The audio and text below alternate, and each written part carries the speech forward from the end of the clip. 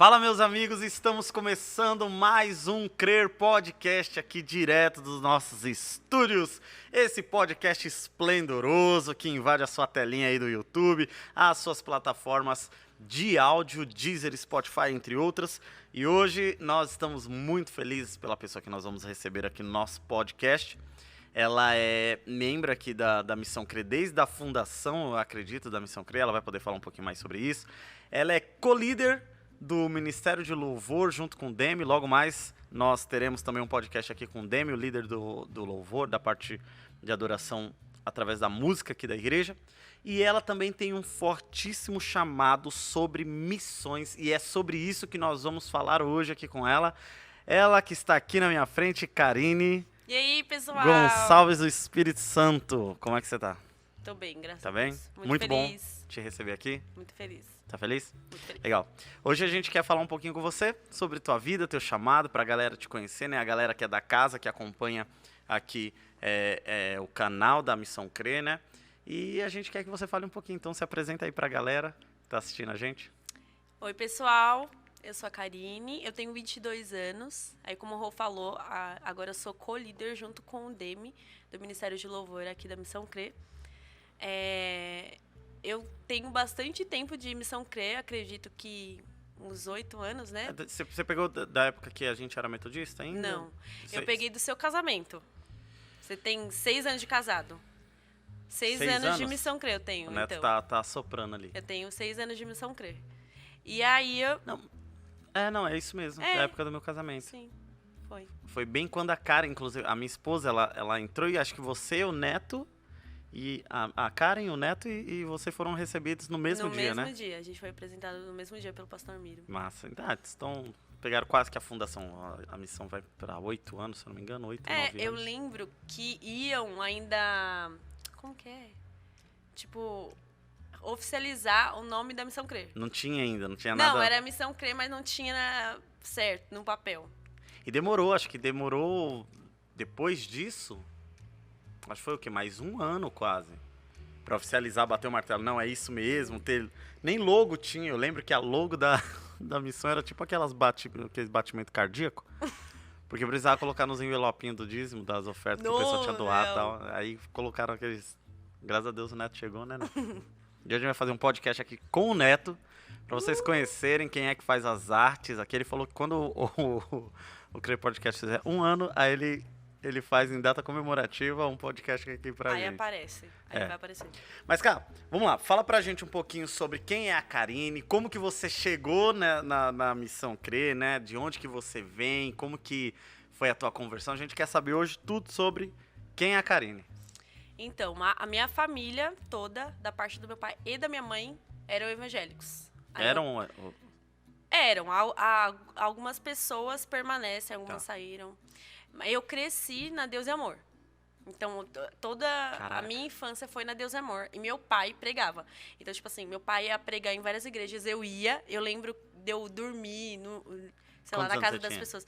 Eu acho que uns 4 anos. Minhas lembranças é assim, de criança indo pra várias igrejas pregar junto com meu pai. Caraca, que animal. Aí eu conheci bastante gente. A igreja Deus e Amor, né? Era muito grande. Uhum. Então, eu sempre vivia na casa de várias pessoas. Eu era queridinha. E aí teve a separação dos meus pais. Aí a gente saiu da igreja, né? Porque aí eu continuei morando com a minha mãe e saí da igreja. Uhum. Mas teve uma época de rebeldia da escola. Aí foi quando eu conheci o Neto. O Igor, Neto. O Neto, então, é quem te desandou de tudo. Não, ele é da minha parte obscura. Ah, tá. De adolescência. É a Ravena, a época da Ravena. Eu sei as coisas podrinhas do Neto, ele sabe das minhas. O Igor... Isso foi uma ameaça? Só pra saber. Aí, Neto. E aí, na época da escola, aí conheci eles, nós somos amigos desde a época da escola. Uhum. Aí eu tava bem rebelde. Era bem rebelde de verdade, fazia várias... Afastadona da igreja, não, afastada super, de Cristo. falava palavrão, cabulava a aula, umas coisas bem pesadas. Que exemplo. Não, de verdade. Exemplo pra família brasileira. Mas é a realidade dos jovens de hoje. Sim, sim. Sabe que pra gente hoje, vivendo num ambiente cristão, é uma coisa ruim, mas que pro mundo hoje, pro jovem, é coisas super naturais. O que te fez entrar nesse período de rebeldia? Foi só a questão da idade? Foram as amizades ou foi a situação que você estava vivendo com a questão da separação dos seus pais? Eu acho que tudo. Na verdade, porque, tipo assim, com a separação, isso revela muito do que eu sou hoje, de maturidade. Eu tive que pegar algumas responsabilidades pra mim. Então, isso foi Você ficou com a sua mãe? Fiquei com a minha mãe e com meus irmãos. Aí, por exemplo, por eu ter uma certa maturidade, com 14 anos eu saía pra dormir na casa de amigos. Aí, tipo assim, ia pro Grajaú. Minha mãe nem conhecia as pessoas. Mãe, vou dormir na casa aqui. Aí eu ia. Teve uma experiência louca que, uma vez, uma amiga falou assim, vamos num show X. Eu, beleza, não queria ir, mas ia por causa da rodinha que todo mundo ia. Pra fazer parte. E era lá depois do Grajaú, lá depois de Varginha. Aí a gente chegou, era um sítio, mano, tudo escuro, só tinha jovem. E aí, agora eu percebo que o Espírito Santo já tava me fazendo perceber algumas coisas, sabe? Que não era o meu lugar. Sim. E aí, no caminho, as pessoas já estavam, cara, o que você tem? E eu realmente não entendi o que eu tinha.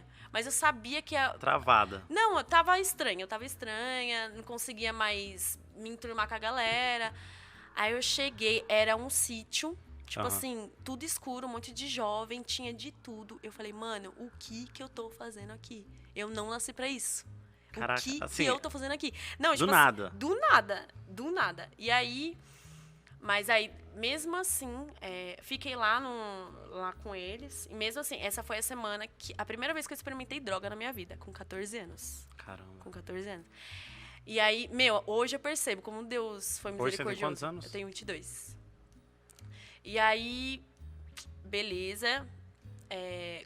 Com a amizade do Igor, do Neto na escola, o Igor me levou pra minha antiga igreja. E lá eu decidi voltar para Jesus. Entendi. Lógico que foi um processo de quebrantamento. Quanto tempo você ficou? Foi só o período dos 14 anos? Não, foi toda a minha adolescência. Minha pré-adolescência e adolescência. Foi dos 14, então, até... Ou foi antes disso também? Não, bem antes. Eu acho que uns 11 anos eu já cabulava a aula. Já falava palavrão, brigava na escola. Aí, uns 15 anos eu voltei. Aí foi quando eu decidi voltar para Jesus, na minha antiga igreja. Aí me batizei lá, na igreja. E aí a gente fazia parte os tempos que a gente tinha bom, era entre amigos. Então a gente fazia parte do teatro. Aí era o tempo de ensaio antes, aí todo mundo dormia na igreja, porque acordava cedo para fazer as maquiagens. Ou quando a gente ia para visitar alguma outra igreja para fazer as peças. Ou ia dormir na casa de alguém, dormia na casa do Neto, de outros amigos. Era o tempo que a gente tinha de falar de Jesus mesmo com imaturidade, assim, não tendo profundidade. E aí, lá nessa igreja eu fui obreira, porque o meu negócio é serviço. Sim. Sabe, eu tinha 15, 16 anos, aí eu me batizei, virei obreira lá. E minha questão era serviço mesmo, ajudar. Aí saía para evangelizar e tudo mais. E aí, depois, o Igor de novo. O Igor veio para a missão. Aí, depois de um tempo, eu vim visitar a missão. Ainda era no outro espaço. Era no outro salão. Aí tinha também as vigílias, que o pessoal saía... Caminhada de oração. Caminhada de oração. Eu não fui, não cheguei aí. Mas aí eu vim num sábado, que foi culto de jovens. E aí no domingo foi o DIP, o Dia da Igreja Perseguida. Tá. Que foi a segunda vez. A Fê vez. cuidava. Isso. Massa. Foi isso. Aí foi quando você se encontrou com a Missão Crer. Fui pega. Na verdade, eu tava já orando. Eu era obreira lá, eu servia lá, cuidava também da escola dominical, mas eu não tava feliz com um monte de coisa. Porque... Estrutura da instituição? Isso, da igreja. A forma como eles lidavam com algumas situações, ou teologia, tudo mais. Sim. Me incomodava. E aí eu já estava orando. E a minha oração era, Senhor, que eu encontre uma igreja onde eu consiga ir, porque eu era estudante, eu nem lembro se tinha passe livre, nem tinha passe livre, eu acho. Muitas vezes o Neto que me levava em casa. andando lá do Capão. Você morava próximo daqui na época? Na época eu morava aqui no Capão, no Jangadeiro. Tá. Que era mais perto da menininha. Aham. E aí a gente ia andando, porque não tinha bilhete, não tinha dinheiro. Sim. Aí o Neto me deixava em casa sempre, ou o Igor, mas geralmente era o Neto. E aí minha oração era, Senhor, prepara uma igreja onde eu consiga ir, que seja perto, seja meu bairro, e onde eu consiga acreditar no meu pastor. Essa era a minha oração. Uau. Porque eu não conseguia ver pastores como pessoas íntegras, como pessoas honestas. Como pessoas que eu poderia confiar no que ele fala, porque ele vive aquilo, sabe? E essa era a minha oração. Sim. E aí eu vim, mas não fugindo de lá, mas realmente procurando um outro lugar. É o lance de você sentir fome e não tá sendo alimentada, né? Sim, exatamente. Não tem a fonte, não tem de onde pegar alimento. E é complicado porque se você atua, no caso você falou que você era obreira, então você servia. Então você dava muito, mas aí não se abastecia. Exatamente. Na verdade, sim, a gente tem que se abastecer, né? Pessoalmente, leitura bíblica, jejum, né? Tempo de secreto com Deus. Mas sente essa falta do pastoreio ali, sim, né? Do cuidado. De uma base, né? E me perdi onde eu tava.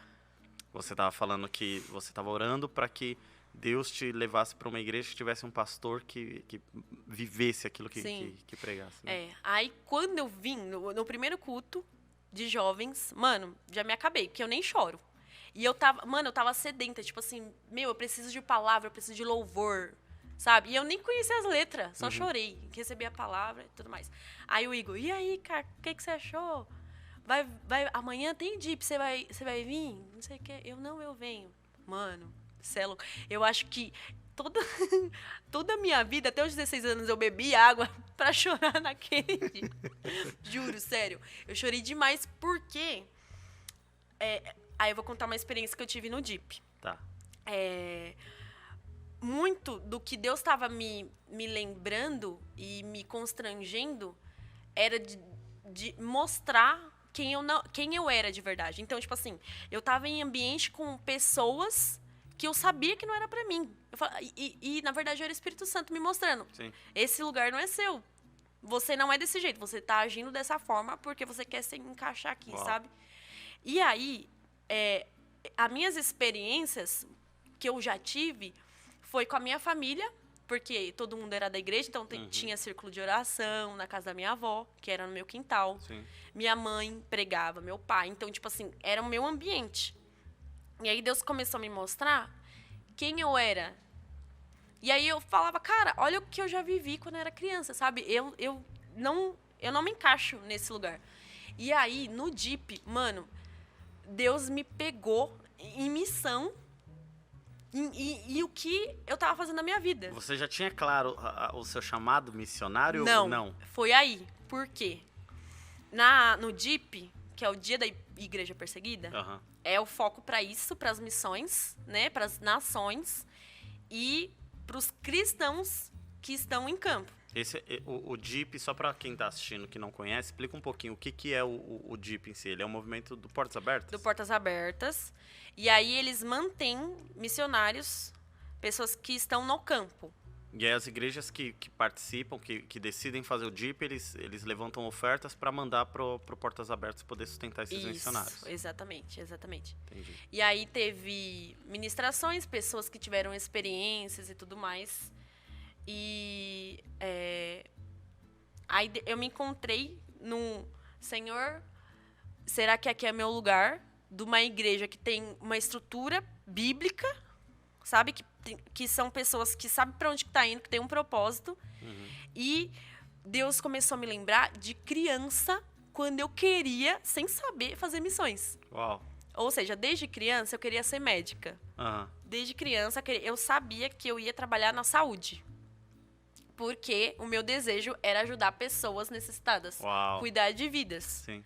E aí veio esse sentimento e Deus começou a me lembrar de quem eu queria ser quando eu era criança. Uau. E foi no DIP, real. E aí tive essa experiência, chorei horrores, e aí guardei no meu coração. Mas mesmo assim, eu não queria sair da minha outra igreja em desobediência. Sim. Então, eu tava orando para Deus confirmar se era para eu sair de verdade e tudo mais. E aí eu fui a última vez lá e foi muito ruim. E aí eu fiquei meio triste porque eu cuidava, né, acompanhava alguns jovens, mesmo sem não tendo muita experiência, mas ainda assim eu tinha mais experiência do que os jovens que estavam lá. Então eu ficava com aquilo na minha cabeça. Sim. Como que eu vou deixar eles, sabe? E aí Deus me falou, como que você vai ficar lá e morrer junto com eles? Então você tem que manter o relacionamento com eles, mas continuar caminhando, né? Sim. E aí eu fui, aí eu tive certeza que não era lá. Aí eu conversei com o Igor, aí depois eu conversei com o pastor. Aí o pastor apresentou eu, o Neto e a Karen. Sim. E aí ele falou que para que Deus arrancasse as raízes de onde nós estávamos plantados. Sim. E plantassem aonde nós estávamos, na nossa nova casa. E aí a gente ia crescer e frutificar. Foi isso que aconteceu. Uau. E aí logo em seguida foi muito importante também as amizades, né? Aí algumas pessoas se aproximaram de mim. Aí eu fiz curso Mulher Única, que foi importante. E aí eu entendi coisas claras. E aí eu pude tomar decisão. Não, é isso que eu quero. E é isso, eu vou crescer e vou amadurecer. E aí logo quando eu saí do Mulher Única, eu recebi a proposta de ir pro Ministério de Louvor. Tremi. Você já tinha participado alguma vez ou cantava esporadicamente? Não, nunca fui, eu acho, no Ministério de Louvor. Sério? Juro. Eu cantava na minha antiga igreja, obrigada, porque as pessoas falam, não, você tem que cantar. Mas oficialmente, parte de um ministério, nunca. Você foi convidado ou você sentiu o desejo de participar e aí foi atrás? Então, não, eu fui convidada. Na verdade, no Mulher Única, depois eu fiquei sabendo, né?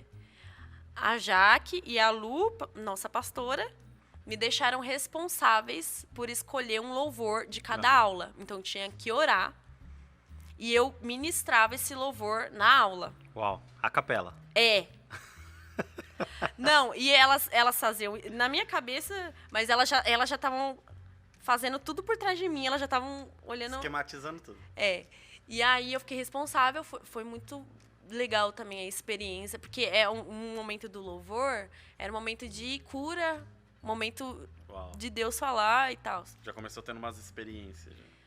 E aí, terminei Mulher Única. E aí, cara, um convite, não sei o quê.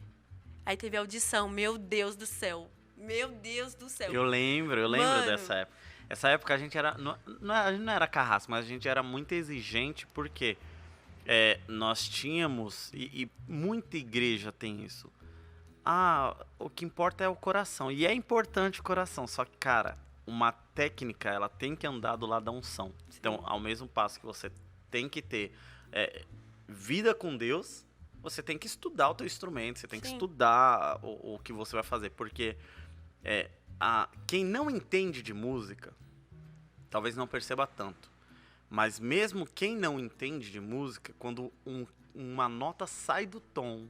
Yeah. Uma voz dá uma desafinada e tá aí o worship feio pra falar isso, tira a concentração de quem tá cultuando, né? E aí as pessoas, a gente, todo aquele ambiente que a gente tá construindo, preparando o coração da pessoa para receber a palavra, porque o cara não é comprometido, a pessoa não é comprometida com aquilo que entende que é o seu chamado, ela quebra, e aí as pessoas se desconectam e até conseguir uma reconexão com Deus, até você conseguir trazer a pessoa de novo, refazer todo o trabalho, às vezes você perde, né? Então, essa época foi quando a gente começou a entender isso, e eu lembro da audição. Deus. Não, aí ia ser minha vez, porque o salão era embaixo e a cozinha em cima.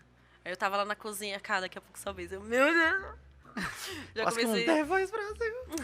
Não, mas foi interessante. E é bom pra gente entender que o ministério é coisa séria. É um lugar da gente se desenvolver e fazer com excelência.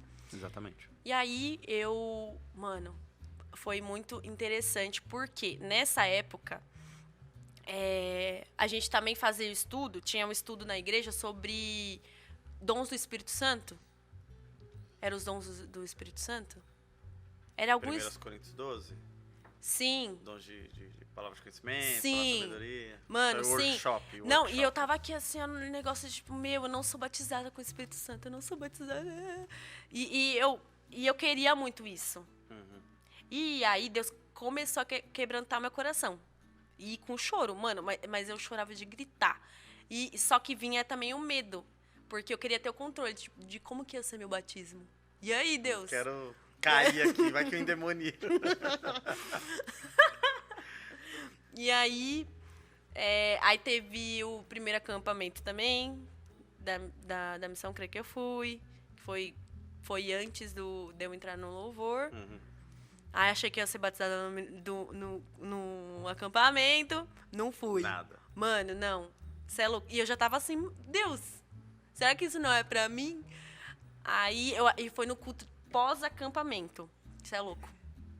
Meu, eu não sei explicar. É difícil explicar as experiências que a gente tem com o Espírito Santo, de sentir, sabe? Mas foi algo sobrenatural. Só sei que eu comecei a cantar cânticos espirituais e é isso. Fui Uau. batizada com cânticos espirituais. Uau.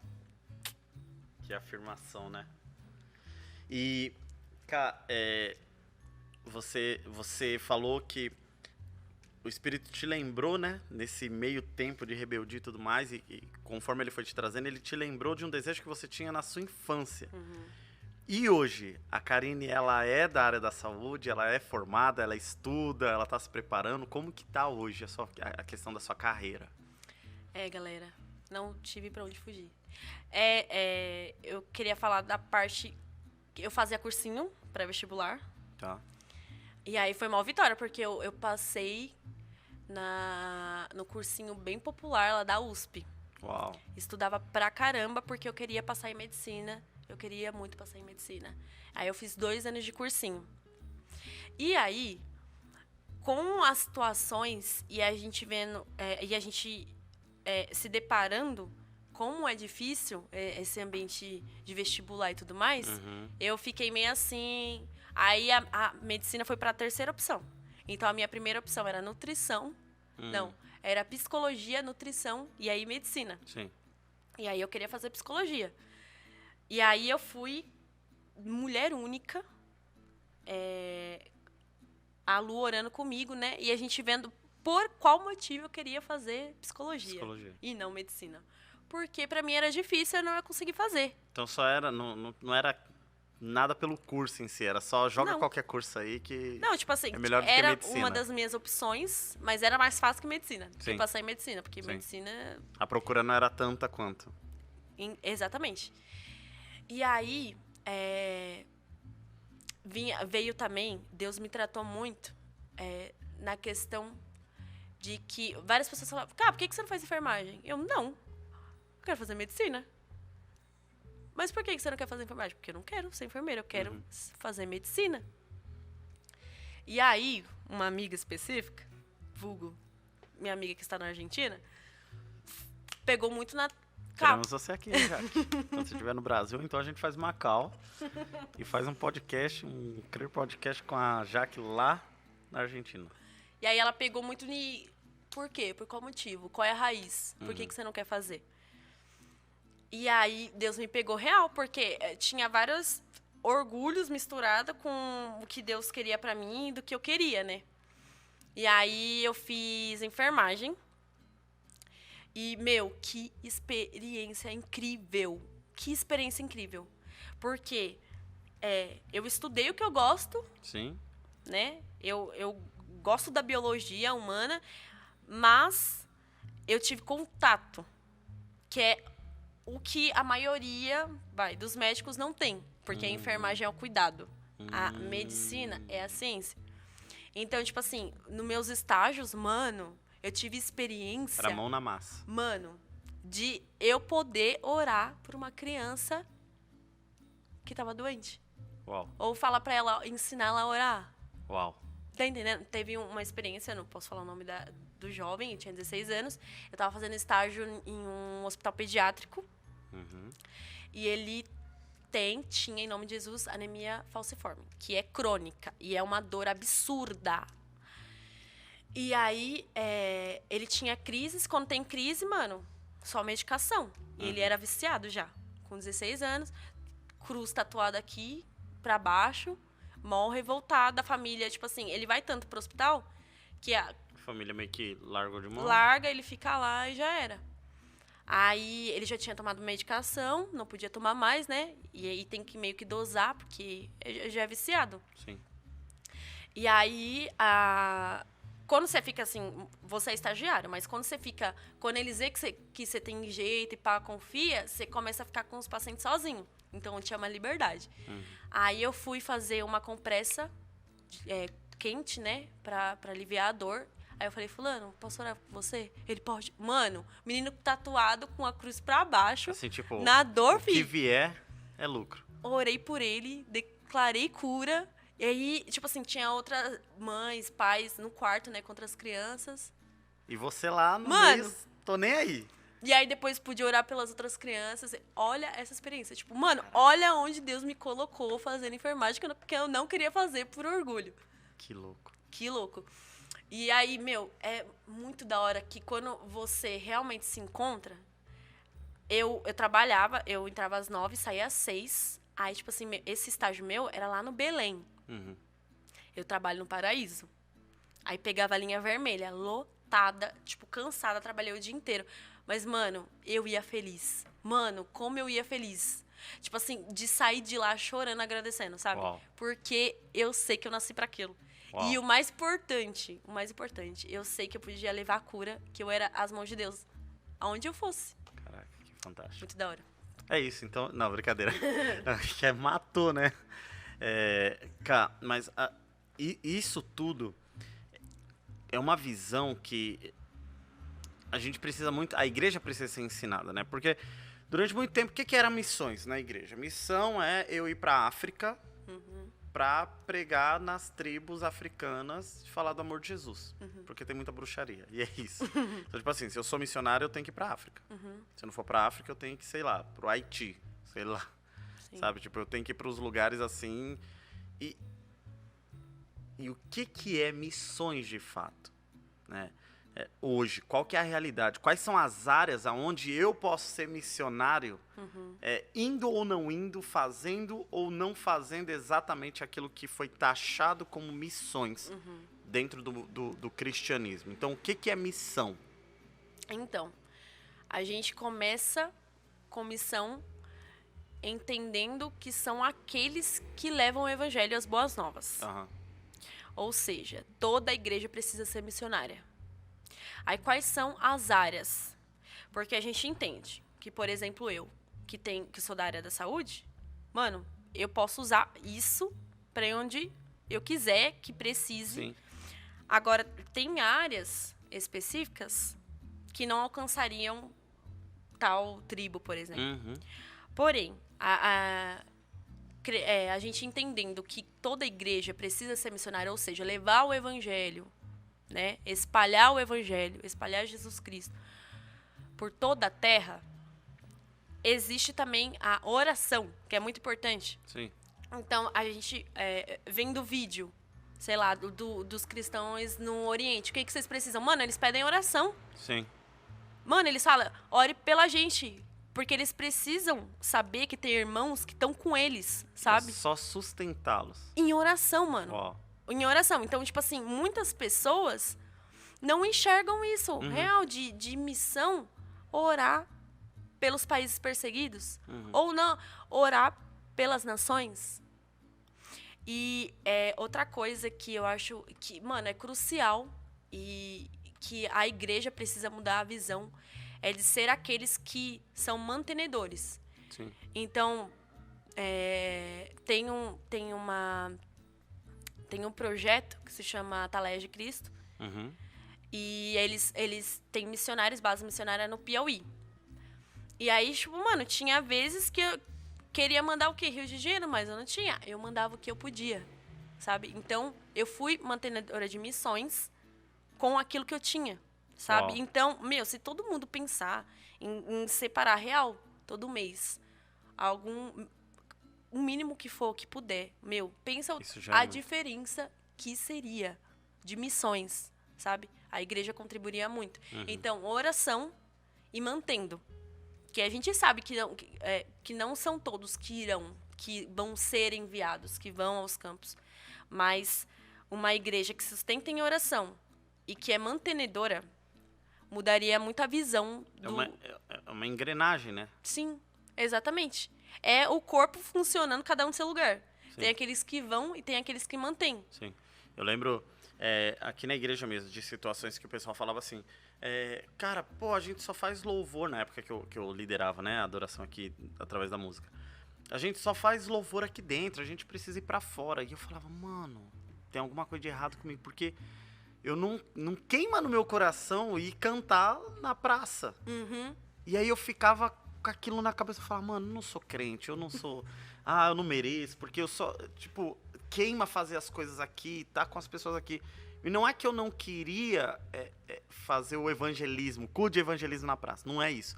Mas não era algo que todos os dias eu acordava e falava, nós precisamos fazer, nós precisamos ter E já tinha pessoas que falavam isso. E aí teve uma vez que eu falei assim, cara, isso queima no teu coração? A pessoa falou, queima. Eu falei, então faz. Se você fizer, no que eu tiver possibilidade, eu vou te auxiliar. Uhum. Então, o que tiver ao meu alcance. Por quê? Porque se eu simplesmente acolhesse a pressão de que nós precisamos fazer um culto na praça e tomasse isso pra mim, não ia funcionar. Lógico que não, porque não era o seu lugar. Não era o meu lugar, exatamente. Não era o seu lugar. E aí entra os 5 ministérios, né? Da gente entender onde a gente se encaixa. Sim. Ou seja, pelo que o nosso coração queima. Uau. É isso. É uma engrenagem. E é uma outra coisa muito interessante que você falou sobre essa questão de você sentir prazer, né? Que você ia com prazer. Então não era um trabalho pra você, né? Isso é uma coisa que eu ouvi e que é muito sério. Porque nós precisamos entender que o nosso ambiente de trabalho é o campo missionário que Deus nos deu. Eu teve uma vez que eu trabalho em uma instituição de ensino. Eu fico na parte ali de acolhimento, matrículas e tudo mais. E aí, uma vez eu fiquei assim, mano, mas como que eu vou ser missionária ali? Porque o bom comportamento cristão, você dá testemunho, sua vida ser um testemunho, isso é assim, não tem nem que se falar, isso é padrão aonde você estiver. É o mínimo. É o mínimo que você tem que ter, uma vida... que condiz com a palavra. Sim. Então você tem que corresponder a isso, porque é o que a Bíblia fala, nós temos que ser essas cartas lidas, vivas. né? Cartas que são lidas pelas pessoas. A minha vida tem que corresponder a isso. E eu falava, não, isso é o mínimo. Então, isso é ser missionário no meu ambiente de trabalho. E aí, uma vez eu estava orando, muito incomodado em relação a isso. E aí o Espírito falou assim, quando uma pessoa chega lá para saber sobre um curso, sei lá, de pedagogia, você não está abrindo possibilidade para essa pessoa simplesmente ir se matricular numa instituição boa. Você precisa fazer o seu melhor para que aquela pessoa seja a melhor pedagoga que o Brasil já viu. Uau. E através da profissão dela, ela possa trazer Jesus, um ensino cristocêntrico, para dentro de uma escola. Meu Deus. Então, quando você faz a matrícula de um cara que faz engenharia mecânica, você tem que entender que esse cara, você tem que fazer a matrícula dele orando para que esse cara se torne o melhor engenheiro mecânico, para preparar os melhores meios de transporte para alcançar lugares inalcançáveis, Uau. sabe? Então, pra galera que tá assistindo, isso que você falou é muito importante. A gente só sente alegria quando a gente entende o lugar que nós estamos. E que o lugar que nós estamos não é erro, não foi porque você Sim. passou numa entrevista, mas porque Exatamente. Deus entendeu que aquilo era um campo branco para você, Pra aquele momento. para aquele momento. Pra você Exatamente. viver naquele momento. E é isso. Cara, e fala pra gente, você falou dessa experiência que você teve, né, de orar com o cara, e teve outras experiências que você teve em relação a missões, assim, que você falou, já quero cara... chorar. Primeiro, queima no meu coração história. Então, tipo assim, teve um momento, foi pouco até, queria ter ficado mais. O que pra muitas pessoas é ruim, que é casa de repouso, pra mim, mano, cê é louco. Foi lindo porque... já quero até chorar. Fica à vontade. Tipo assim, mano, você vê idoso que viveu a vida dele toda, assim, pros filhos, sei lá, o que ele construiu. Aí, no final da vida dele, ele fica num orfanato pra velho. pra idoso. Tipo assim, é muito triste. Largado. É, cara. E aí, tipo assim, eu tive algumas experiências boas em casa de repouso, tipo assim, precária. E umas bem tops. E, mano, eles continuam sozinhos. Eles continuam sozinhos. É a mesma realidade. E, tipo assim, às vezes a família mora na rua, na mesma rua da casa de repouso. Caramba. E nem vai visitar, sabe? E aí eu pude ouvir eles, a história deles. Aí, tipo, eu conheci a secretária do Silvio Santos. Eu conheci professora. Tipo, alfabetizou. Mano, alfabetizou pessoas, sabe? O tanto que mudou a vida de uma pessoa, sabe? E tá lá largada. E tava lá, largada. E às vezes ela ficava lá quieta, às vezes o pessoal, nem fala. Mas eu só sei lá conversar, aí desenvolvia um relacionamento. Todo dia você tava ali cuidando, aí já vai desenvolvendo o cuidado, o relacionamento. E aí ela transborda a vida dela, sabe? E aí a gente que aprende. Então, pra mim, o cuidado, ter contato com pessoas, histórias, é o que, mano, deixava meu coração alegre. E muitas vezes eu chegava em casa, contava pra minha mãe as experiências chorando, porque eu queria fazer algo mais, sabe? Mas essa senhorinha que ela alfabetizou crianças, professora, se eu não me engano, eu tive momento de orar com ela. Uhum. Ela, na verdade, quis orar com uma turma lá que tava com a gente. Então, muito louco. E, teve uma experiência de uma criança que ele teve um problema no pâncreas. Uhum. E aí ele ia ser dependente de insulina pro resto da vida. E aí eu lembro que do lado da caminha dele tinha uma lista de tudo que ele não podia comer. Não era nem o que ele podia comer, é tudo que ele não podia, para uma criança. E eu lembro que a mãe dele tinha acabado de ganhar bebê, sabe? Então, tipo assim, o foco não tava nele, mano. E aí, fiz amizade com ele que se automedicava, porque eles aprendem. E é assim, a sua vida vai ser essa, então você tem que aprender, sabe? E aí, eu tive a oportunidade de ensinar ele a orar. E aí, eu falei, você sabe que você pode ser curado? Aí ele, mano, nem entendeu. Aí eu expliquei pra ele sobre Deus, quem era Deus, que ele podia ser curado totalmente ou não. Didática. Ou não, ele podia não ser curado, sim, mas que ele poderia ter uma vida feliz, entendendo que ele tinha essa debilidade, mas que ele poderia ser feliz. Então, aí eu falei pra ele, você gosta de sorvete, né? Tá, então o que você pode comer? Fruta? Então tem como você fazer um geladinho de fruta? E aí, mano, eu fiquei, Espírito Santo falando comigo, pensa essa criança crescendo com o que você plantou. Como você pode ter transformado a vida dessa criança? Você é louco. Eu falei, eu nasci pra isso. Nasci pra isso. Pesado. Isso é muito louco. E uma outra coisa que eu quero te perguntar. Você, em questões escatológicas, tá? Você é pré-tribulacionista, pós-tribulacionista? Eu sou pós-tribulacionista. Eu sou pós. E aí, pensando em todo o contexto, né? A gente entende que a Bíblia, ela nos relata o início, mas ela também nos prepara para o fim, né? Como que você vê missões hoje? O teu chamado missionário, mas também como um todo, né? O chamado missionário da igreja, com relação a essa história de início e fim, né? O milênio, a preparação de tudo. Como que você enxerga isso? Tem alguma influência ou não? Você só vive o hoje e é isso? Não, acredito que missões e tudo que a gente faz, a gente está chamando a volta de Cristo. Ou seja, a gente está construindo algo que vai durar a eternidade. Então, não tem como a gente falar de milênio e volta de Jesus sem falar de missões. Porque, tipo, sim, como que Jesus vai voltar se uma galera não conhecer ele? Não foi alcançada ainda. Sim. Né? É a terceira onda. E eu acho que tem total ligação. É missão, porque os campos estão brancos. Eu sei que tem aqueles que irão levar o evangelho, aqueles que sustentarão, mas toda a igreja está caminhando para que Jesus volte. Sim. E para que o que ele planejou se concretize. Legal. E uma coisa que eu queria, né, que a gente pudesse falar um pouquinho, dentro de toda essa questão missionária, né, que você está falando, a gente entende que existem os pontos de dificuldade, né, dentro de missões. Principalmente, por exemplo, questão de países perseguidos, que a gente aqui no Brasil, a gente não tem nem noção do que...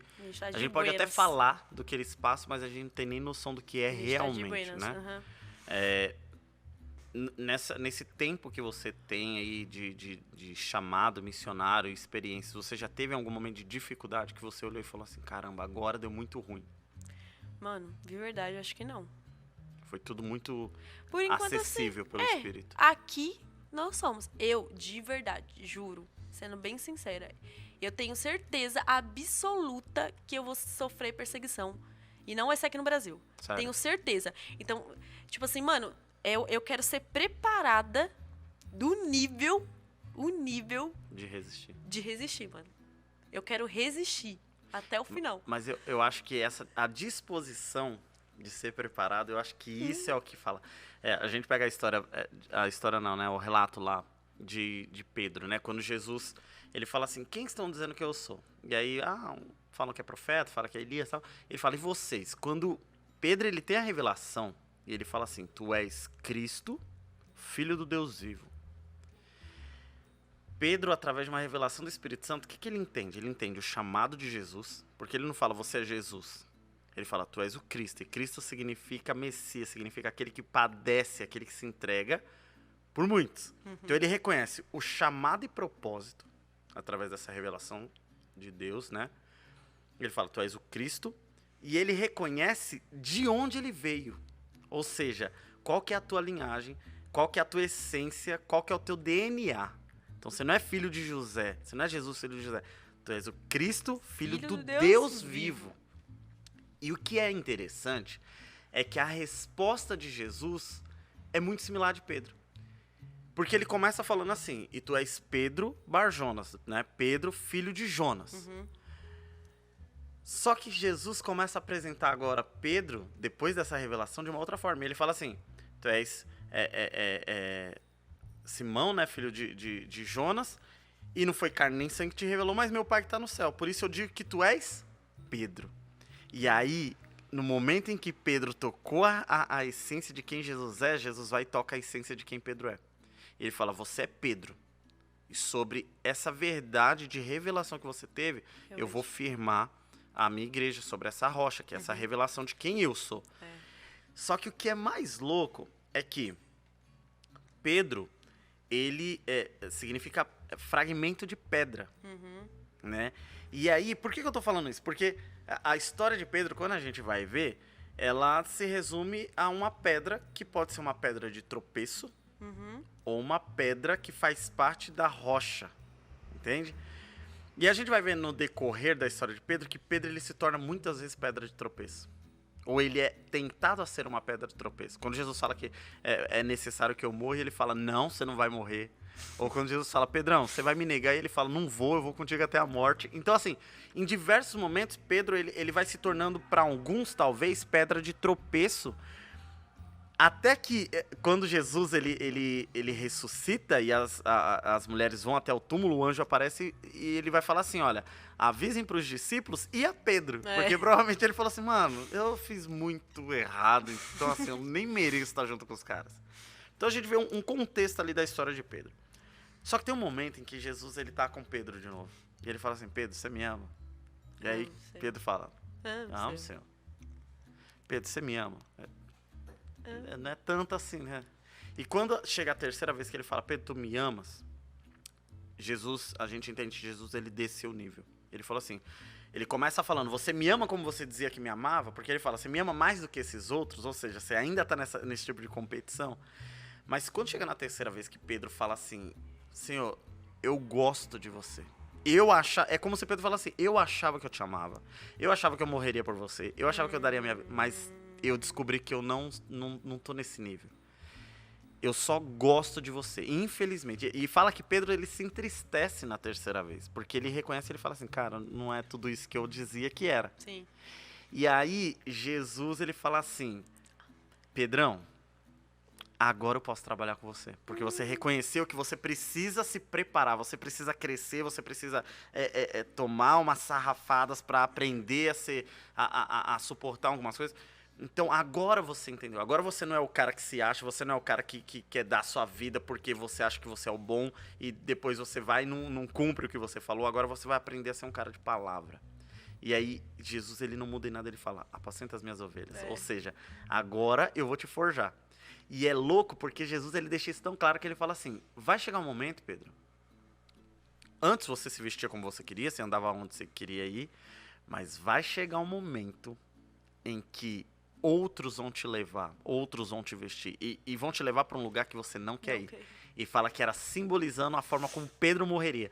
E isso é tão louco porque quando Pedro ele entendeu que ele precisava ser forjado e ele não precisava se garantir no que ele achava que ele era, Jesus ele teve abertura para tratar. E isso é justamente o que você está falando, né? É o período de tratamento e preparação. Porque a gente vai entender que Pedro lá na frente ele morre e o que eu acho mais fantástico, quando ele morre, ele está prestes a ser crucificado, ele fala assim, eu não sou digno. Eu não sou digno. Sou digno de morrer como meu Senhor. E isso é tão louco porque, cara, se a gente pensa humanamente falando, ser crucificado já é algo assustador. Você saber que você vai morrer, você não tem reação. Açoitado. Ele estava tão preparado e amava tanto Jesus como ele sempre quis amar, mas ele não amava antes, mas agora ele ama tanto que ele consegue raciocinar diante da morte e de uma crucificação para poder dizer, eu não sou digno como ele, me crucifica de cabeça para baixo. Cara, Deus. Essa preparação, ela é muito necessária, né? E quando a gente tava falando sobre dificuldades, né? A gente percebe que isso é muito louco.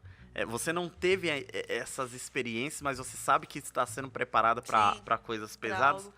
E eu lembro, não sei se você estava nesse culto em que tava se falando sobre missões. E aí falou de uma tribo que os caras não deixavam ninguém entrar para pregar lá. E aí eles começaram a contar que eles evangelizavam vários lugares, mas aquela tribo, eles não conseguiam entrar. E os caras eram agressivos demais. Né, os índios daquela tribo eram muito agressivos. Mas um dia, eles chegaram lá e os caras falaram, o pajé, né, falou assim, pode entrar. E aí eles, mano, como assim? Eles nunca deixaram, será que é pegadinha? Será que os caras vão pegar a gente aqui, vai matar a gente? O que tá acontecendo? E eles foram entender o que tinha acontecido. E aí o pajé falou, eu estava caminhando aqui na floresta e um outro pajé, um cara de cocar enorme, apareceu e falou, você precisa receber os caras do livro da capa preta. Mano.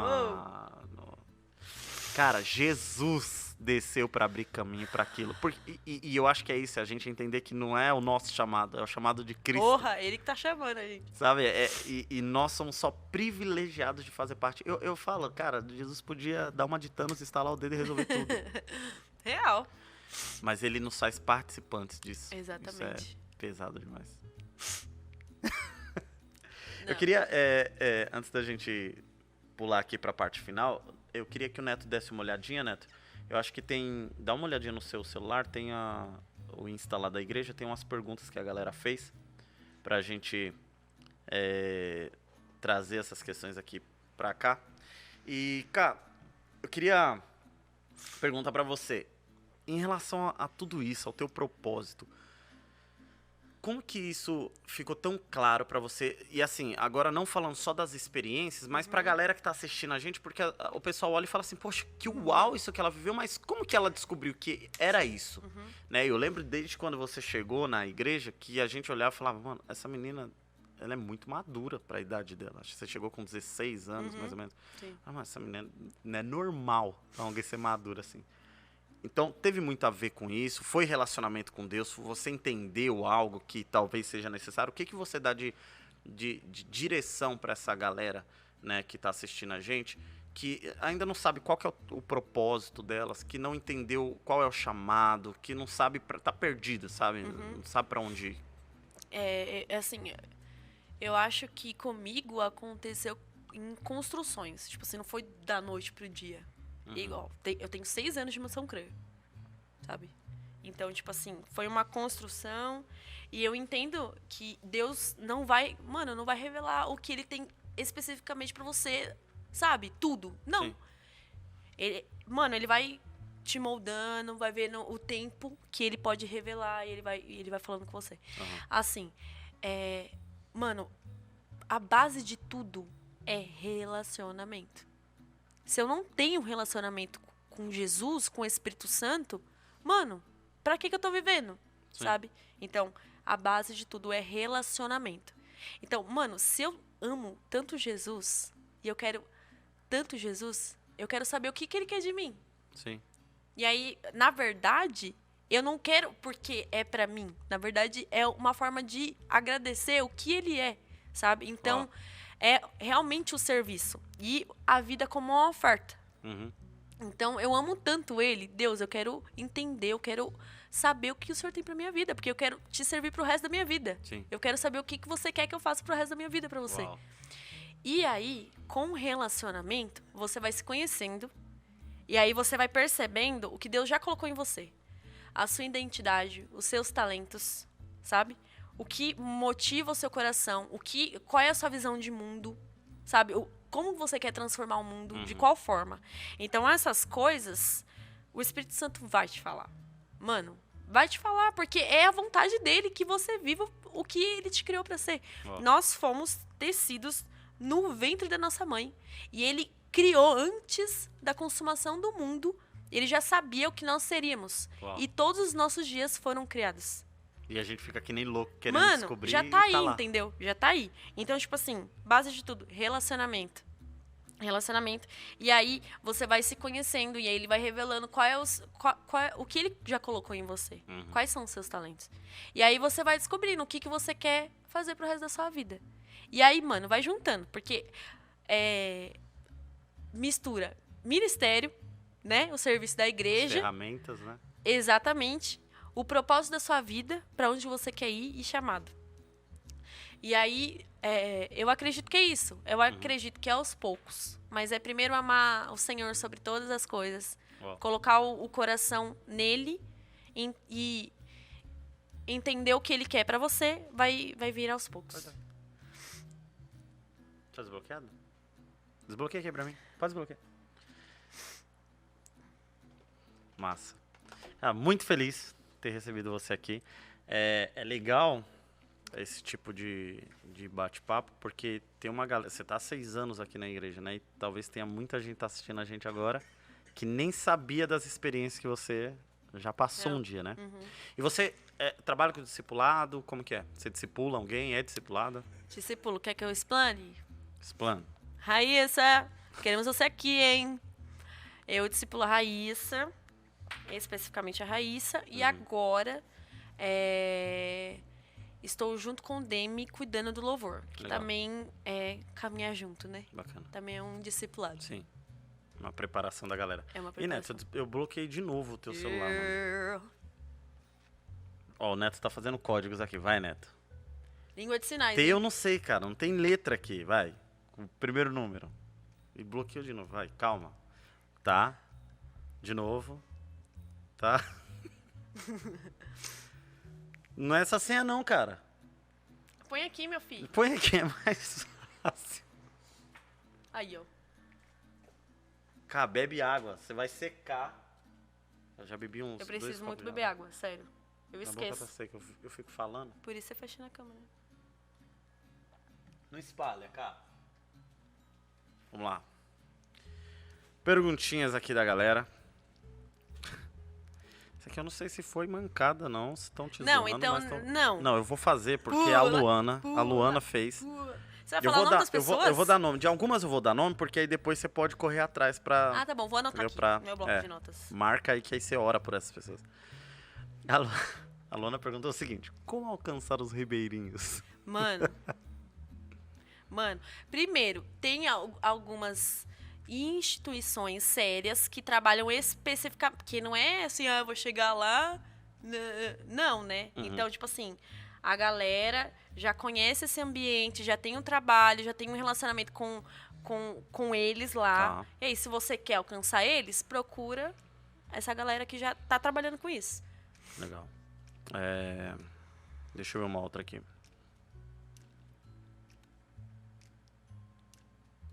Tem uma aqui, ó, que a Sara fez, que é o seguinte. Tenho que atender às exigências físicas para servir em uma missão? Caraca, não. Depende. Porque assim, por exemplo, eu vou confessar, sou uma pessoa sedentária. Uhum. Aí eu vou lá pra Amazônia. Como? Vou morrer. Então eu tenho que correr de javali, não consegue correr da cãibra, cai e morre. Eu vou correr como dos animais?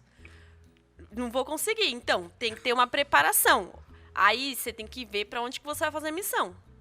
E é muito pessoal isso, de pra onde eu vou, Cal? Ou não, eu vou aonde estiver precisando? Mano, assim, tem gente que tem palavra específica pra uma nação. Tá. Pode ser que eu não gosto de colocar numa caixinha. Porque, então quer dizer que eu vou viver o resto da minha vida nessa nação. Mano, a gente tem histórias de vários missionários, sabe? Que já foram em várias nações.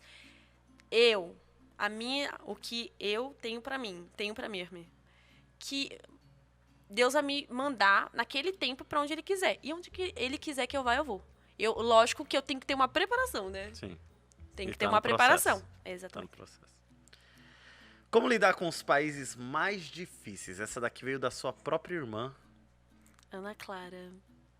Então, eu não vou falar que eu tenho uma paixão, que eu acho que essa é uma palavra, mas eu me interesso muito pela Coreia do Norte, porque é um dos países mais fechados do mundo, né? E vivo procurando documentário e sei que portas abertas e como que eles fazem para entrar com o evangelho lá. As histórias, né? Tem cristãos que conseguiram sair e contar as suas experiências. E eu esqueci a pergunta. Como lidar? Como lidar com esses países mais difíceis? Assim, eu quero muito. Eu sei que eu vou sofrer perseguição. Ou seja, eu estou sendo preparada para isso. Tá. O meu desejo é ser preparada no nível de conseguir contribuir de alguma forma por esses países. China, Coreia do Norte, Filipinas também. Igual eu falei, igual das aldeias. Tem pessoas específicas, e eu vi que na Portas Abertas, uma das estratégias que eles tinham para levar o evangelho lá para dentro era através de pequenos versículos que eles colocavam dentro do saco de arroz. E aí entrava pro país. Então, tipo assim, mano, é um trabalho muito pesado. Tipo assim, mano... De risco altíssimo. Óbvio. E é a sua vida toda, né? Porque você vive pra aquilo. Você vive pra aquilo. E aí eles também ajudam... Não tem holoforte, não tem nada. Mano, e eles ajudam uma galera a sair de lá. E aí, lógico que eles não podem falar das rotas e tudo mais, né? Pra preservar. Sim. E conseguir tirar mais pessoas de lá. Glória a Deus por essas vidas, né? Tem duas perguntas aqui que são basicamente a mesma. A Sara fez também e o Wesley fez também. É Wesley. A mesma pergunta. Tem diferença entre missão e evangelismo? Assim, a gente precisa ver que o evangelismo, ou evangelista, faz parte dos 5 ministérios. Sim. E a gente precisa, tipo assim, toda igreja, todo mundo precisa ser um missionário. Ou seja, está atuando onde está, levando o evangelho. Sim, ter o campo dele. Ter o campo dele. Isso é missão. Só que aí a gente tem que ver o evangelismo. Ou seja, é estratégia que pessoas usam especificamente, tipo urbana, fazer na praça. É uma estratégia de evangelismo para alcançar aquelas vidas. Sim. Então, por esse lado, tem diferença sim, mas... Tudo faz parte da... Exatamente, para levar o evangelho. Mas, por exemplo, você falou dos 5 ministérios, né? Então, o evangelista, ele tem essa facilidade estratégica tanto do falar com essas pessoas, alcançar essas pessoas. Sim. Mas um pastor ou um apóstolo, ele também pode ser um missionário. Sim. Pode. Ele vai atuar na área dele, onde ele estiver como missionário. Entendi. Deixa eu ver aqui. Eu acho que essa daqui o Vitor fez, né? Com base na Bíblia. O que é missão pra você? Eu acho que essa daqui você já respondeu, né? Mas se você quiser complementar com alguma coisa. Não, acho que não. Essa aqui é boa. Essa aqui, ó. É do Vitor também? Não, do Wesley. Essa daqui é do Wesley e eu acho que é trocadilho, hein? Ele mandou assim: a missão de crer é a mais difícil. A missão de crer. Você crê. Vou tentar dar uma complementada aqui nessa pergunta, porque eu acho ela interessante. Mas assim, a fé na missão que você está sendo inserido. Porque uma coisa é a gente falar, eu fui chamado para as Filipinas. Outra coisa é, chegou a hora de ir. E aí? Como que é crer nisso? Que Deus vai proporcionar finanças, recursos, te colocar lá para você cumprir o propósito? Como que é isso? Amigo, muito obrigada. Eu queria falar disso, que bom que veio essa pergunta, de não romantizar o chamado. Uau. Porque a gente vê lá a missão, não sei o quê, vou morrer por Jesus, não sei o quê. Mas, quando a gente não romantiza o chamado, a gente vê que tem as dificuldades. Então, por exemplo, a minha amiga, a Lucena, que foi pra África do Sul, mano, mó perrengue pra ela conseguir a grana pra ir. Sim. E, tipo assim, eu tive um sonho com ela, Deus fala muito comigo, um sonho, ela tava rindo e ela tava indo. Só que aí, mano, a apreensão de, tipo, falta 1 hora e ela precisa de 2.000. E aí? Entende? E tipo assim, eu vou. Você vai, mas e aí a apreensão de confiar no Senhor? E aí você vê também qual é a sua motivação, onde está o seu coração de missão? É passar os perrengues também, vai ser difícil. Uau. Nossa, eu tenho certeza que vai ser difícil. Uau. Vai ser difícil. Mas é nisso, crer no Senhor. E aí, na questão da Lucena, tiveram amigas dela, eu acho que uma amiga, que foi remanejada para outro lugar. Ela ia, eu acho que para África também, aí ela não conseguiu a grana. E aí ela foi remanejada para uma cidade aqui do Brasil. Aí você vê, se é uma pessoa que o coração dela não tá em missão, que ela tá romantizando, não vou mais fazer missão, porque eu queria ir pra África. Porque Deus falou que eu ia pra África. E a intensidade que ela vai pôr aqui na cidade do Brasil é a mesma intensidade que ela colocaria lá na porque o coração dela tá em Jesus, em missão. Uau. Cumprir o propósito. Uau. Jaque, direto da Argentina, fez a seguinte pergunta: quais são as principais características de um missionário? Mano, amar vidas, amar Jesus sobre todas as coisas. Amar Jesus sobre todas as coisas. Colocar ele em primeiro lugar. Porque daí, quando eu coloco ele em primeiro lugar, o que ele quer é o que eu quero, sabe? Amar vidas e amar o corpo de Cristo. Amar a noiva. Amar almas. Resgatar almas. É isso. E amar Jesus, a volta de Jesus. E a eternidade. E essa daqui eu acho que tá na ponta da sua língua, já vai sair fácil. A Letícia, que é a nossa, inclusive, para quem tá assistindo, nossa nova integrante, né, do Criativo. Logo mais vocês verão vídeos com a Lê aqui. Ela tá perguntando o seguinte: o que é preciso para fazer missões? A gente já falou disso, né, mas vale dar uma reforçada aí. O que é preciso para fazer missões? Entender o seu lugar no corpo. Se você é aquele que vai ou você é aquele que fica mantendo em oração e mantendo em recursos. Pra mim é isso. E se você for aquele que vai, se preparar pra isso.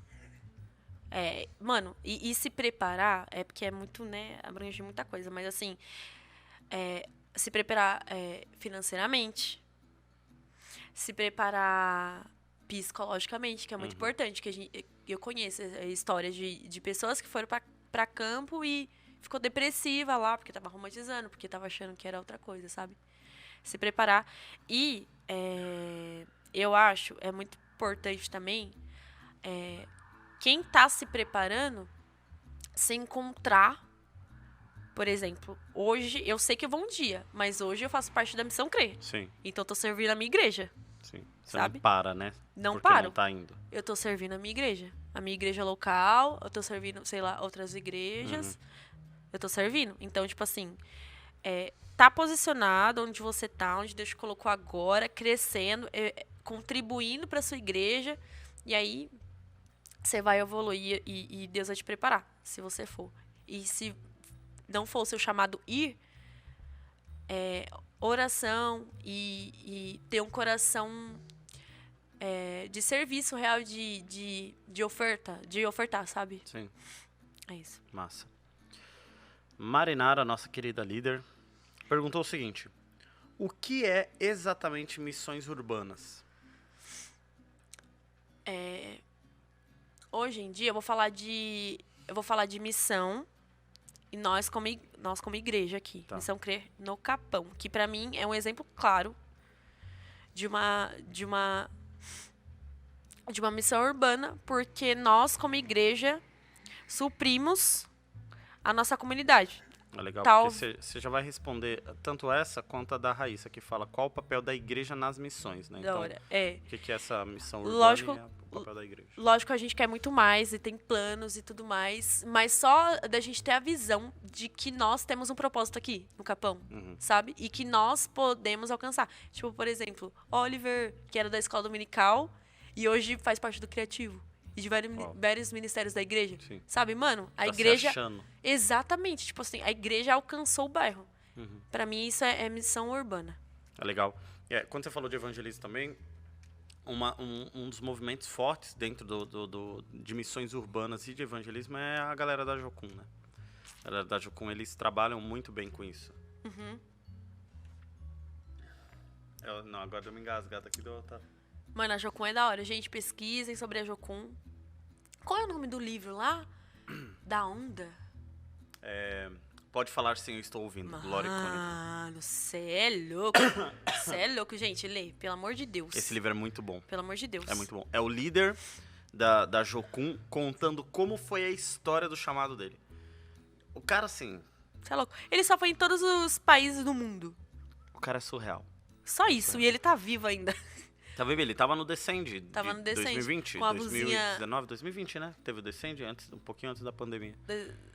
Tava com a blusinha azul, Meio havaiano, meio havaiana e pá. pá. Você Senhorzinho participou, cheio do né? De alguma coisa da Jocum. Eu participei. Na verdade, eu sempre tive vontade de fazer Jocum, né? Missioneiro. Queria ser jocumeiro. Jo- Missioneiro. Eu queria ser jocumeiro. Mas eu não... Na verdade, assim, era aquela vontade, mas não era tanto assim, vou procurar porque eu tenho que fazer. Então, eu tinha aquilo. Principalmente depois que eu li o livro, eu falei, mano, isso aqui é Da hora. interessante. E uma galera de relevância, assim, eles tinham feito, né? Ana Paula Valadão participou da Sim. Jocum, né? Uma galera participou. O Theo, Hayashi. Aham. E eu sempre fiquei com esse negócio, poxa, eu queria ir pra Jocum pra conhecer, passar um tempo. Só que eles têm a escola lá que são meses. Sim. E eu descobri que tinha uma escola de férias que eles fazem. É um período ali de mais ou menos 15 dias. Então são 7 dias sendo ministrado, aprendendo, e 7 dias em campo. Ah, da hora. E eu falei, poxa, um dia eu quero ir nessa. E aí o que aconteceu? Eu fiz Cancion, né, que é o Instituto Cristão de Música, do Marcos Witt. E aí eu conheci um rapaz lá, o Marcelo Borsac, que hoje ele vive lá se eu não me engano, ele não tá em Portugal, Lisboa, não sei, Espanha. Ele tá em um desses lugares, assim, trabalhando com missões. Mas eu conheci ele, a gente formou junto no Cancion e tal. E aí ele começou a trabalhar com o Jocum. Foi onde ele conheceu a esposa dele. E nesse período que ele começou a trabalhar com o Jocum, ele assumiu uma escola na Praia Grande. Porra. Em Santos, na verdade. Não lembro se era em Santos, Praia Grande, mas enfim, no Marcelo, litoral, aquele na seu Baixada. amigo Borsac, tecladista, magrinho. que eu fui na escola evangelizar com ele? Isso, ele Ah, mesmo. tá. Ele mesmo. E aí, o que acontece? Ele assumiu uma escola. Então, ele começou a liderar uma escola de férias da Jocum. Era em Santos, Era eu em lembro. Santos, isso. E aí, o que aconteceu? Ele liga pra mim um belo dia e fala assim, Rodrigo, eu preciso de alguém pra vir falar sobre adoração secular, dicotomia da secularidade. Eu preciso de gente pra vir falar sobre evangelismo através da música. Você vem? E aí eu dei uma bugada, que eu falei assim, Deus, eu queria ir pra ser ministrado. Cara, Não- eu fui chamado pra dar aula na Jocum. Tá, poxa, ele queria ser aluno. Eu queria só ser aluno. Eu falei, mano, eu nem sabia direito. Eu fazia muito trabalho de dicotomia da secularidade, que é você santificar aquilo que o diabo distorceu, né? Que é secular. Secularizou. E aí eu falei assim, não, beleza, eu vou, tal, uma experiência. E eu lembro que eu tava noivo da Karen, isso foi em 2015, meados ali de julho de 2015. Foi em julho de 2015, porque foi na semana do meu aniversário. E era interessante porque lá na escola onde nós ficamos alojados, a gente tinha os passos de justiça, né, que eles falavam. E aí, o que era esse passo de justiça? Eram dias específicos de jejuns e propósitos. Só que era um negócio assim muito louco. Então, tipo assim, hoje, nos passos de justiça, ninguém usa calçado nenhum.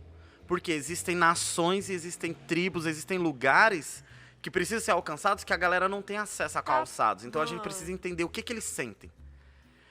Eu lembro que teve um lá, cara, esse foi pesado. Que louco. A gente passou, eu não fiquei os 15 dias, né? Eu fiquei só os dias que eu dei aula, então quando eles foram para missões externas, aí eu não fui, eu voltei porque tinha a questão do meu noivado e tudo mais, então eu não consegui ficar. Mas nos 7 dias que eu fiquei lá, eles tinham um dos passos de justiça que eles fizeram foi durante todos esses 7 dias, que era o quê? Você tinha, no dia que você chegava, você ganhava uma garrafa PET de 2 litros com água. E era isso que você teria de água. Para lavar o seu prato, seus talheres, seu copo, para tomar banho, para escovar o dente, para o que você precisasse que envolvesse água, esses são os seus 2 litros. Mano. E eu lembro que assim, cara, a gente tomava banho. Não, tomava banho, só que era tipo de tampinha. Então você pegava a tampinha, jogava no corpo assim, ensaboava, melava a mão com sabão, se ensaboava, e aí ia de tampinha assim, tirando, e o resto tirava na toalha. Tipo, um bagulho louco assim. Porque eles falavam, tem lugares, por exemplo, no sertão, que você não tem água. E você precisa, não é entender que lá não tem água e ver como que é. É entender na pele o que esses caras sentem. Porque é muito fácil você chegar e falar pro cara, vai ficar tudo bem. É aquele lance, tipo, a mãe do cara morreu. E aí você fala, eu te entendo. Não, você não entende, sua mãe tá aí. Sua mãe tá viva, você não entende. Segue a vida. Exatamente. Então, era muito pra quebrar esse lance de hipocrisia, né? E eu lembro que, cara, no último dia... hipócrita! Eu lembro que no último dia, eu saí... Como eu fui embora mais cedo, minha garrafa ainda tava, tipo, na metade. E eu saí assim... Ou seja, não tomou banho. Saí jogando... Não, tomei. Mas eu saí assim, jogando água assim, o pessoal, não, pelo amor de Deus, me dá. Estragou tudo o negócio, Estraguei tudo o negócio, cara. Não sei quanto dia... Não, mas assim, eles tinham esse lance, né? E aí foi, cara, foi uma experiência muito louca. Na verdade, foi uma das aberturas para eu assumir o Ministério de Jovens. Foi o que me deu o start. Por quê? Da hora. Porque a galera que ficou comigo na sala, sempre que terminava a escola de férias da Jocum, eles tinham um formuláriozinho que a galera preenchia, né? Os alunos preenchiam falando como que foi, porque eles se separavam. Então, eu tinha alunos que estavam na oficina de música, tinha alunos que estavam na oficina de malabares e os clowns, né? Que são os palhaços. Tinha os que estavam na parte de teatro, então assim, tinham várias áreas lá que eles servem através dessas missões urbanas e evangelismo. E aí eu lembro que nos questionários de avaliação do que eles gostavam, tal, a minha aula foi a mais votada, tipo assim, foi a melhor aula que a gente teve e tal. E aí eu fiquei assim, cara, como assim, tipo, o que Deus fez? Isso porque você queria ser aluno, né? Não, e eu lembro que eu falei que eu lembro que é na semana do meu aniversário, porque foi no dia que era o meu aniversário, dia 14 de julho de 2015, que eu tava lá, foi o dia sem tecnologia. Então eu não pude receber parabéns de ninguém, eu não pude receber ligação, porque nenhum celular ligado, nenhum computador ligado. Meu Deus, logo no nada. dia do seu aniversário. No dia do meu aniversário, eu falei, gente, não. Mas tipo assim, eles falaram, tipo, cara... gente, meu aniversário. E assim, e é muito louco porque eu tava como professor. Então, foi muito mais pesado, porque como aluno, você tenta dar aquela escapada. Como professor, não, tipo, eu tenho que dar o exemplo. Só que eu nem sabia como que era o negócio e eu tava lá no meio. Então foi um bagulho pesado, foi uma experiência muito boa. E aí essa galera que teve aula comigo, depois me chamou, eu tinha acabado de casar com a Karen, E aí falou, eu quero que você venha ministrar no acampamento de jovens E aqui. a Karen foi, né? E a Karen foi comigo, eles bancaram, tipo assim, eles deixaram de ir pra um sítio pra bancar a nossa viagem pra lá em Penápolis. Gente que estiver assistindo aí, um beijo, eu quero que vocês saibam, eles marcaram o meu chamado. Então foi quando ativou. Quem nasce em Penápolis é o quê? Sei lá, Sabrina Sato é de Penápolis, né? Penapolense? Penapolense? Olha aí, ó. Tá vendo? Crer Podcast é cultura geográfica, histórica. Só mais uma? Bora. Essa aqui é da tua discípula. E aí, Raíssa Piccioli. Raíssa Piccioli disse o seguinte, não é sobre missões, mas qual o momento mais marcante na caminhada que você teve? Todos os dias, mentira. Olha, eu tava... é muito difícil falar sobre, mas eu lembro de um acampamento, não lembro o ano. Eu lembro que tinha um balanção. Você lembra o ano que era? Eu lembro, que tinha uns pavões, tinha umas galinhas da Angola. Foi esse ano.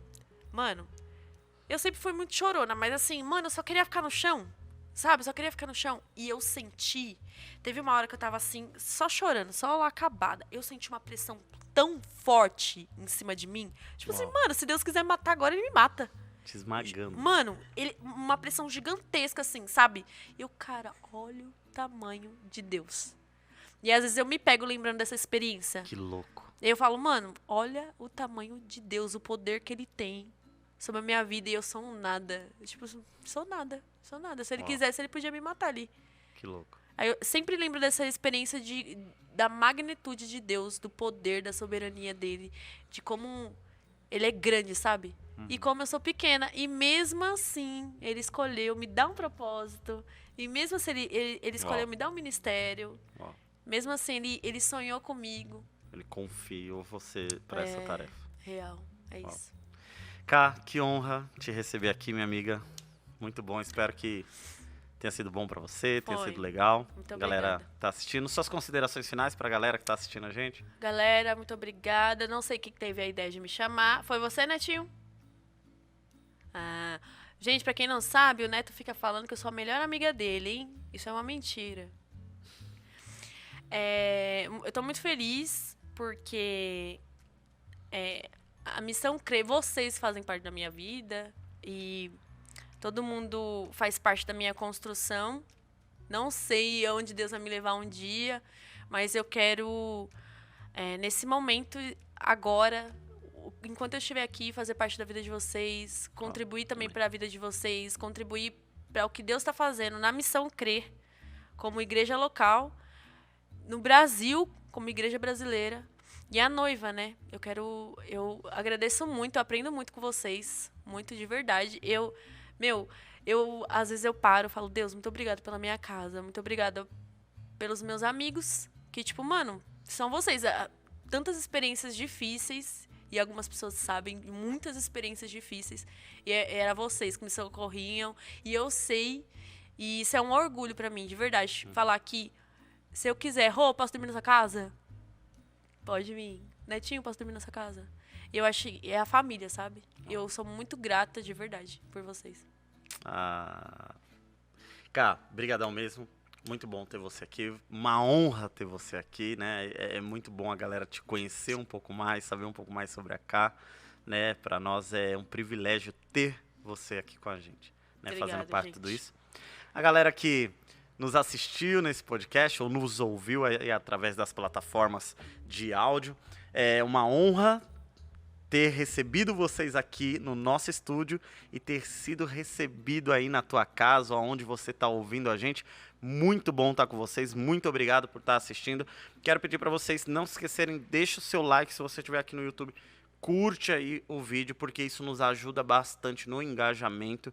Compartilha também com o máximo de pessoas, porque isso pode abençoar e pode ativar. Cara, uma palavra que essa pessoa ouvir, um compartilhar de uma experiência que essa pessoa ouvir pode mudar. Você pode ser um agente para mudar a vida dessa pessoa.